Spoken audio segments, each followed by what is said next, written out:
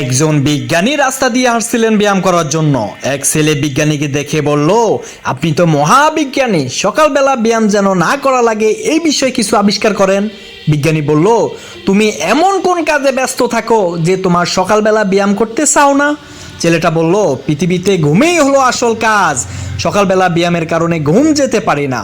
বিজ্ঞানী বলল, তুমি ব্যায়াম বাদ দিয়ে ঘুম যাও, তাহলে তো সব সমাধান। ছেলে বলল, ওই বেশি ঘুমের জন্যই তো ডাক্তার ব্যায়াম দিয়েছে। বিজ্ঞানী বলল, শোনো, তুমি ব্যায়াম করলে শরীর ঠিক থাকবে, আর শরীর ঠিক থাকলে তোমার ঘুমও হবে। ছেলেটা কথা না শুনে আকাশের দিকে তাকিয়ে আছে। তারা দুইজন দেখলো বিশাল বড় একটা উড়োজাহাজ আকাশে। তারা দেখলো একটা এলিয়েন নেমে আসতেছে তাদের কাছে।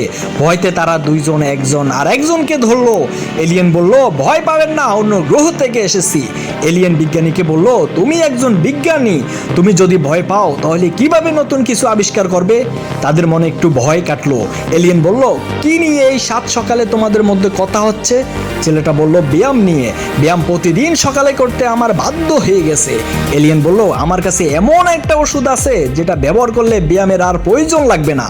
ছেলেটা এলিয়েনের পা ধরে বলল, আমাকে একটু বলেন কি সেই ওষুধ? এলিয়েন বলল, পৃথিবীর সবচেয়ে বড় ওষুধ হলো নামাজ।